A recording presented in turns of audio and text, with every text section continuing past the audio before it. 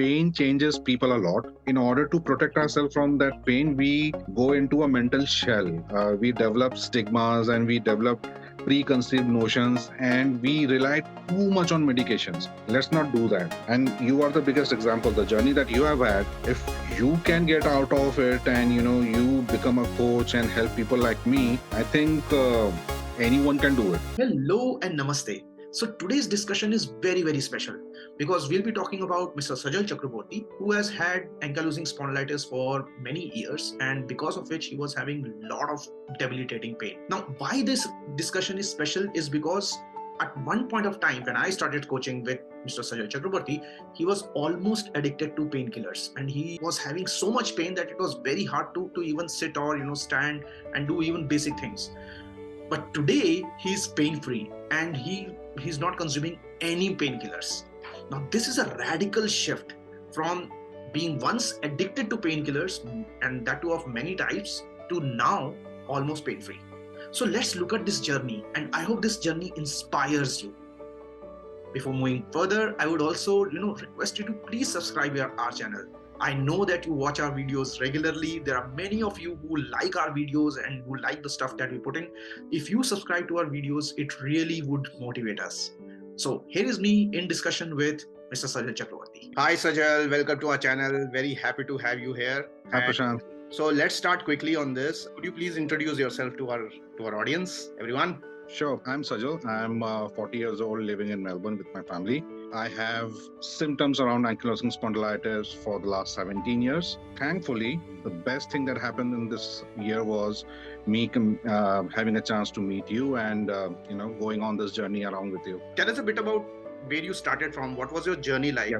Thanks Spond for the past 17 years. You said 17 saal se hai. So it started sometime when I was, I think, visiting you as part of my company project, and one fine day I was just trying to get up from my chair and something popped. I fell back and the pain has been there since. This was when? Somewhere around 2004. Okay. That this happened. Since then, I have been to almost all the kind of practices, the hospitalization practices that I could have gone to, and the basic treatment I was getting was just managing the pain. Be it doctors who are dealing with your overall bone, your rheumatologist, pain management, everything was basically dealing with the pain, handling the pain rather than dealing with the root cause.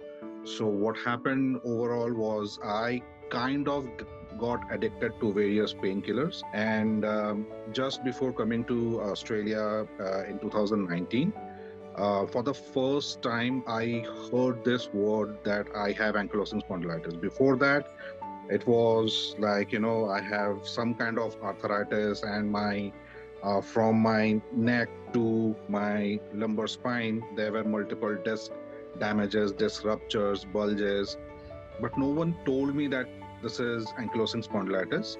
I knew that I had HLA-B27. I was HLA-B27 positive because during one of the episodes of uveitis, one of the doctors suggested, like, let's do a blood test of HLA-B27. I came positive, and that's what pretty much it. Okay. But from 2004 till 2019, I didn't knew that I had ankylosing spondylitis. And that was the first time I was put on biologics. That's so typical with ankylosing spondylitis patients because what has seen that the diagnosis takes a lot of time. Yeah. And the diagnosis usually happens when you get into advanced stages, when Yeah. your pain is in advanced stages, or when your inflammation is in advanced stage, and that was typically you also. Yeah, and that's the thing, Prashant. So what happened was, during my entire treatment from 2004 to 2019, no one told me that I need to manage the inflammation. People knew that I was HLA-B27 positive, but no one did anything to manage my inflammation or help me to adjust the root cause. Everyone gave me pain medication. I knew so many pain medications that if I would have had the capacity to write prescriptions, I could actually write prescriptions. Like, if you have this pain, you can take this painkiller. I knew so much about it because I took so many painkillers. It not only affected me physically, but it also affected me in my quality of life, because when you are taking so many painkillers, it starts affecting your mindset also, because that's some very strong chemicals that you are putting in. They are kind of masking the pain, but that's pretty much it. So when I started on biologics, the first two sessions were like really good. Like I thought, oh wow, something has happened. Okay. And but that was the first two session, and then I came to Australia, and then that same cycle began. Then meeting multiple specialists, meeting multiple doctors, and everyone was like, okay, this is a very bad condition that you have. You need to take this medication, and biologics medication. And it was just, I would say, happenstance that during a Facebook conversation, I someone mentioned you. And what happened at that point in time is that before I could contact you, because someone tagged you in that Facebook message, you contacted me. Yeah. And I never imagined that that would happen. You were kind of naturally, since you were taking medication, and you didn't know that there are Yeah.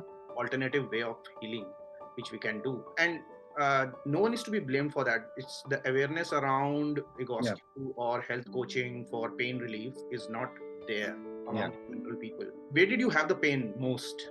Which were the body parts where you had the most pain? My entire back, like in the entire spine, like you touch any point, I could like start screaming.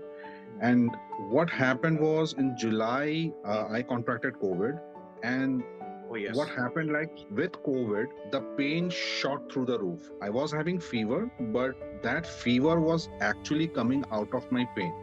My pain shot so much that I started shivering. And even a t-shirt touching my back, it gave me a sensation that the pain was so bad that gave me a sensation that someone has ripped off my skin and it was burning. The pain was so bad. And I was, to be really honest, because of that pain, I was in a really dark place, mentally also and physically also. And how many painkillers are you taking today? None. None. Zero. None. No. I was under Melbourne Pain Group. Like a doctor from Melbourne Pain Group was like advising me. I was taking a dose that would put a dinosaur to sleep. I was taking that much of painkillers. And any painkiller? No. So tell us the journey. Tell us that journey from taking so many painkillers, being in so much of pain that even wearing a t-shirt used to hurt you a lot.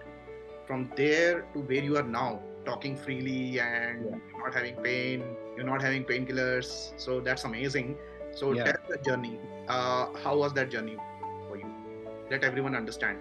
Yeah, I mean, to be really honest, the start of the journey was like not very smooth, because as I said, like when I contact or you contacted me, I was mentally in a very different state altogether. So the first session, I think we chatted for what, 1.5 or 2 hours, where you told me your journey, and you basically opened my mind that it's not me who's suffering. There are people, and you told me about your journey, and I was borderline flabbergasted that even with that much of complication that you faced in your journey, you are able to smile, you are able to move, and you are running freaking marathons. Yeah. I cannot imagine myself doing even like 10% of what you are able to do, even with that much of you did pain not. and I mean, what you you have can suffered. now. You did not imagine Now, that. yeah, at You that can point now. in time, I was no, I cannot do that. But then the way you coached me, the way you helped me out, the Egoscue and your suggestions around diet and the coaching and the like, apart from Egoscue, what I feel that has helped me a lot is the mental coaching that you have given me, like how to handle yourself mentally, physically, do these exercises, walk like this, have this bend of mind, have this outlook, bringing me from a very negative state of mind to a very positive state of mind. What are my strengths? Because I never thought about that. Yeah. That's what pain does to you. When you are in so much pain, you basically become a very negative person because you are dealing with a lot. Yeah. You basically not only helped me with Egoscue, which ultimately helped me, getting rid of my painkillers, but you helped me out mentally too. And that's one thing that I talk a lot about you, is that it's not about that, Prashant is going to come and, you would do Egoscue and everything would settle. Prashant never does that. I was reaching out to you with my even office problems, and you were like, bang, at Yeah. that point in time, you would immediately respond back, get into a call, help me out. And that has helped me a lot. Like, it is a complete, I would say, it's a journey. It's the journey. And the coaching that you provide in that journey, that has helped me a lot. Yeah. We looked at the initial classes that we had, initial sessions that we had were very long, I think, because I like to spend time and also tell people that there is hope. Yeah. It's not that if you have ankylosing spondylitis and doctors tell you that it is incurable, that you have to lead a meaningless life. Yeah. Can lead a very purposeful life, you can lead a very powerful life, बहुत अच्छी तरह जी सकते हो आप, and बहुत Yeah. powerfully जी सकते हो if you follow certain guidelines, and you can always be one step ahead of your disease. So if you Right. follow certain guidelines, and if you work with people who are cracking it, who are Right. doing that, so you need to have that coaching. Everyone, at one point of time I needed coaching from Yeah. certain people. So when I was in my dark place, when I was paralyzed, so and I had to come out of my paralysis, I needed help. I needed help from certain coaches. So I digged in at that time. And similar thing needs to happen with people who are going through ankylosing spondylitis Yeah. and Egoscue. So what's your thoughts about Egoscue as a therapy? Egoscue, what I understand is basically it is trying to bring the balance back at a skeletal level. Yeah.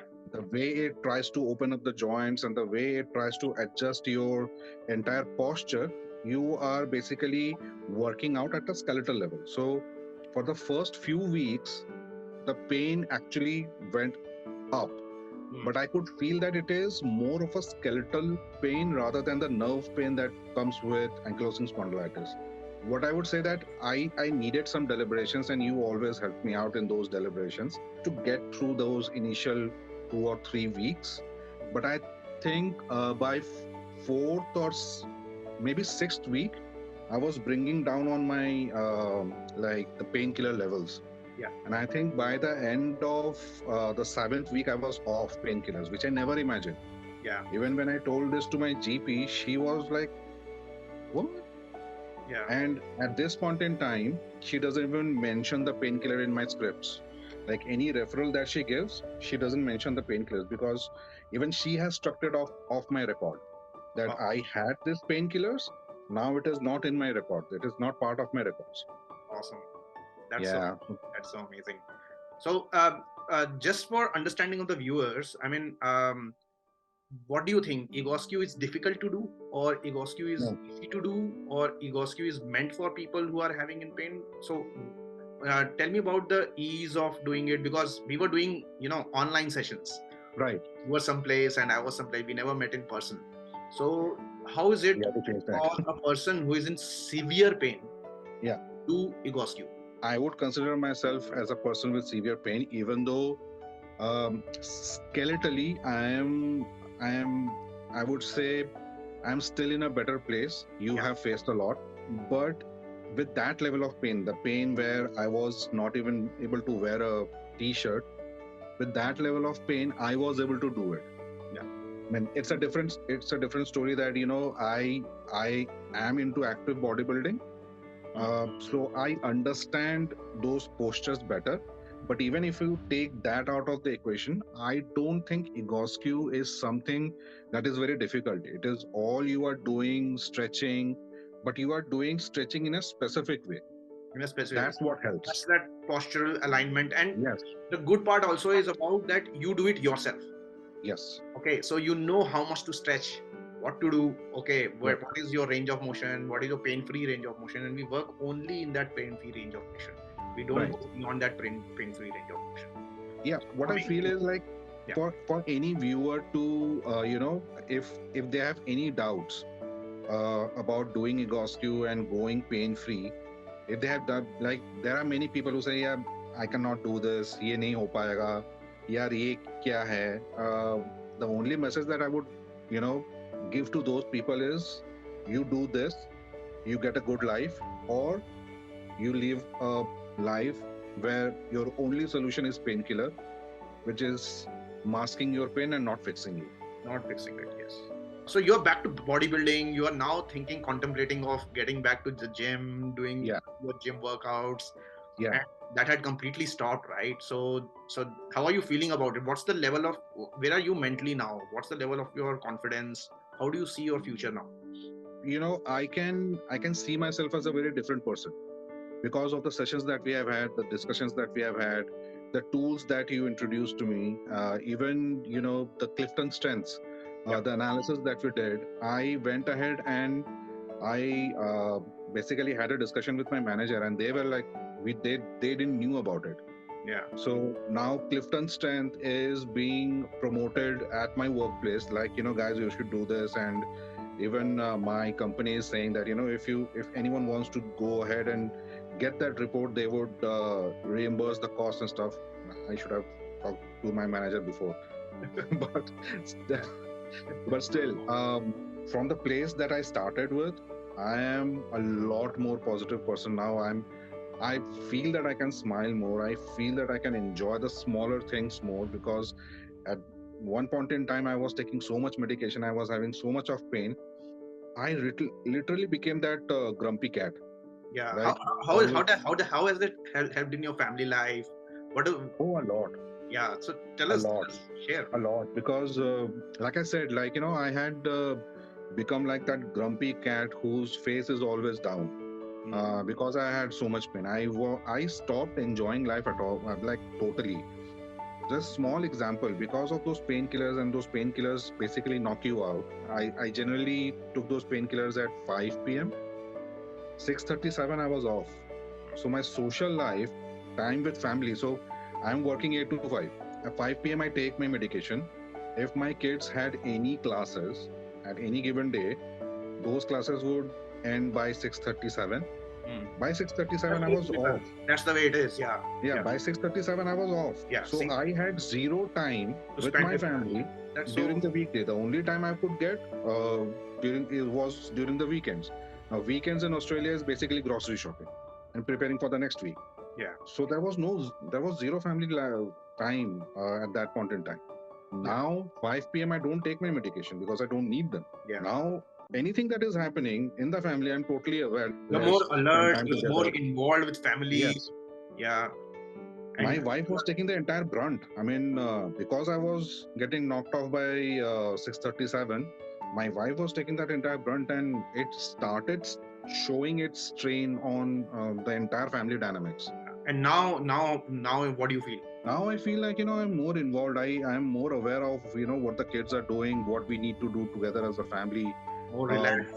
Even that allowed us time to take our certain financial decisions which are working out for us, Yeah. because I didn't used to find time to think and discuss about those things with my wife. Now I can discuss because I'm awake.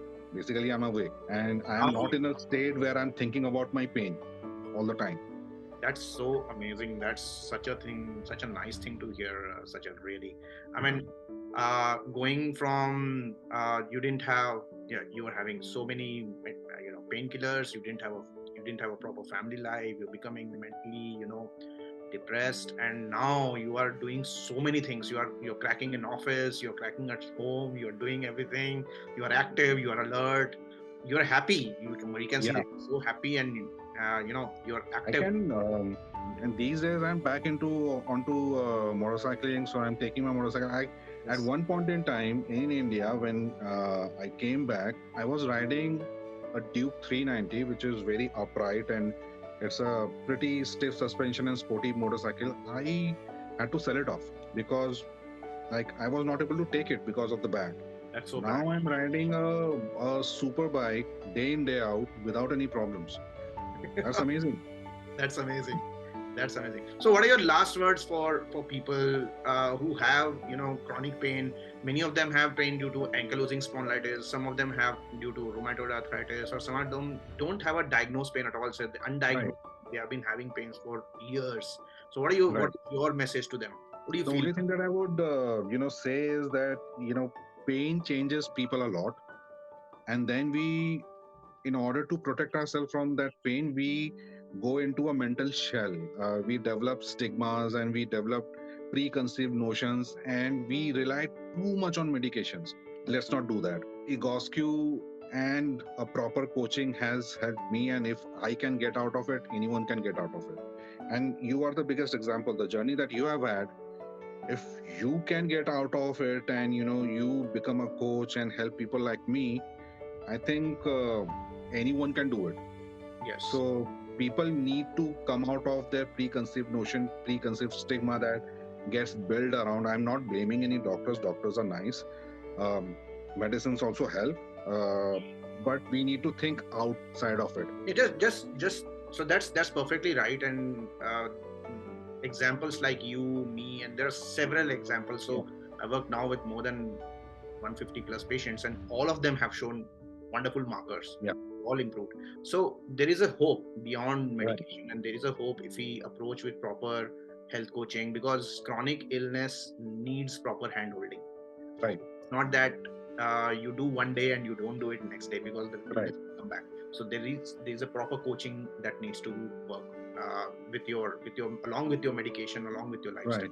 And we need to See, look at all aspects: diet, right. posture, your medication, your meditations, your relaxation, your hypnotherapy. So there Right. are many aspects, and all of these need to be done with proper expert. Okay, Right. instead of just dabbing around it, बस try कर लिया, देखते हैं, ये कोशिश कर लेते हैं, कुछ खा लेते हैं. It's Don't not Google like your that. There's a symptoms. proper program in which you go, then Right. you can see a transformation happening in your Right. life. I mean, one is, people should stop Googling their symptoms, because the more you Google, the more negative you get. I have been guilty of doing that. And secondly, humans are basically, people look for lifestyles. If someone with pain wants to look for a lifestyle, please don't look for a lifestyle with medication. Look for a lifestyle that can deal with the root cause, heal the root cause, and Yeah. make that your lifestyle. Absolutely. Whatever lifestyle you want to have.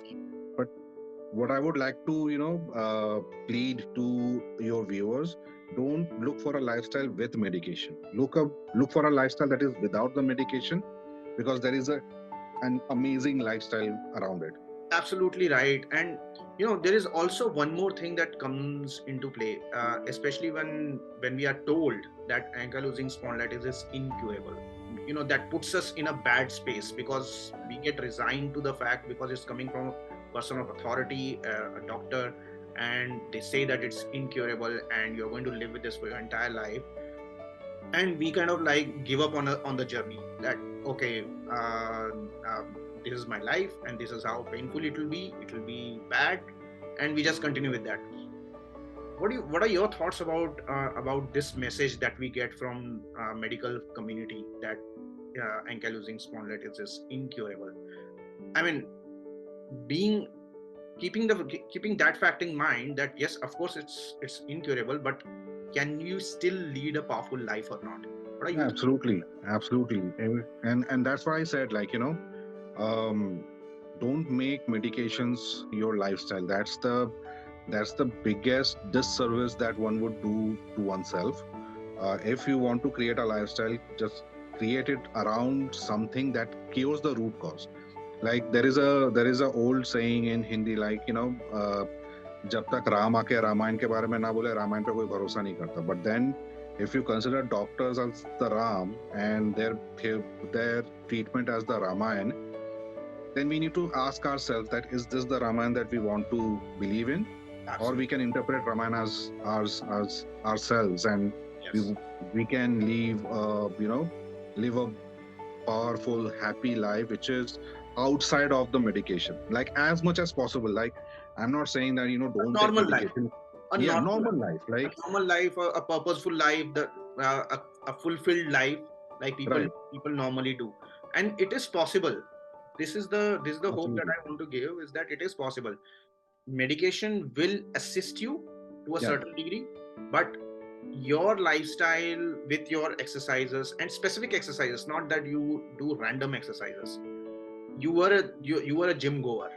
Okay, right, so you were lifting heavy weights and you were doing all the things, you must be stretching also, you must be doing Yeah. warm holding. I mean, you know the drill.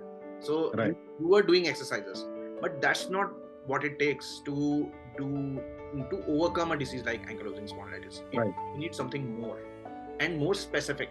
So that's where Egoscue helps out, working Right. with coach helps out, understanding the posture, because we never Right. look at posture in the way we look at in Right. Egoscue. Okay, Yeah. so Before you, no one told me that there is I could see the difference when I would do the workout. And Jim, you always do the workout in front of a mirror because you want to see yourself. So I could see those differences, but no one told me that these are the postural difference, and it yeah, can be even cured. No one told me that. yeah, we see the deviations and we kind of agree on that. Right. ठीक है, if left कंधा उठा हुआ है, या फिर okay, you have one hip on, one hip ऊपर, one hip down, or Looks if you don't have, lie. or yeah, if you have crooked shoulders or Right. head on one side or rounded shoulders. So these are very typical symptoms of ankylosing spondylitis, and Right. people just agree that okay, this will be the case, Yeah. or they live in that fear that this will get worse. Right. Okay. So what I and yes, of course, you are also saying is to everyone is that there's no need to fear, and Right. there is life beyond your posture. Beyond that. You can control your posture, you can control your Right. body, provided you work on a proper therapy, and you Right. work on a proper therapy. So And be with the right coach. and be that's there, and thanks for that, Sajal. So thanks a lot, Sajal. I'm very happy with your journey, and I'm very happy that you've been able to come out of it. 2022 has been like a wonderful year for you. So, Yes. and yes, I'm looking forward for 2023 and looking forward for this relationship also that we have had Absolutely. as a person and as friends now. So Thanks to you. Thanks to that one Facebook message that you sent out to me without even me asking for it. So thanks to you. no, things happen, things just happened and we got connected, and I'm very happy that I've been able to help you out. So more power to you, and let's talk once again. All right. Sure. Absolutely. Thanks, Prashant.